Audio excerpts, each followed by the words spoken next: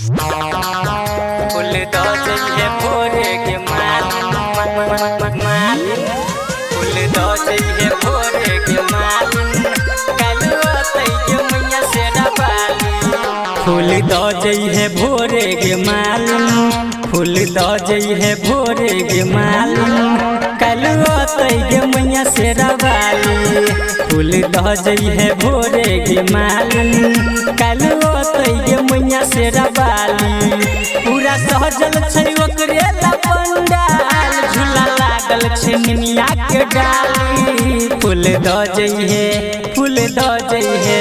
फूल दो जइहे भोरे के मालिन कालुआ तइके मैया से रबाली फूल दो जइहे भोरे के मालिन कालुआ तइके मैया से रबाली फूल दो जइहे भोरे के मालिन फूल दो जइहे भोरे के मालिन कालुआ तइके मैया से रबाली सब देव पितर के चढ़ै तोरे फूल तोरे हाथ के फूलबा के होय छौ कबूल होय छौ कबूल होय छौ कबूल सब देव पितर के चढ़ै तोरे फूल तोरे हाथ के फूलबा करे छौ कबूल फूल पाती सँ दर्शन करब साझे आरती हेतै दीपावली फूल दो जइहे फूल दो जइहे फूल दो जइहे भोरे के मालिन कालुआ तइके मैया से रबाली फूल दो जइहे भोरे के मालिन कालुआ तइके मैया से रबाली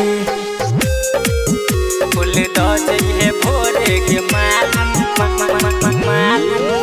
फूल दो जइहे भोरे के मालिन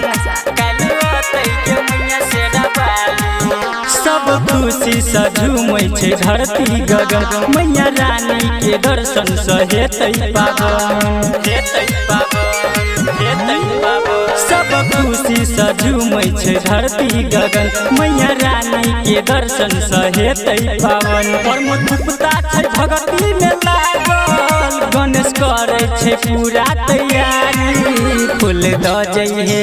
फूल दो जइहे फूल दो जइहे भोरे के मालिन कालुआ तइके मैया से रबाली फूल दो जइहे भोरे के मालिन कालुआ तइके मैया से Rabale Recording by Dildar Music.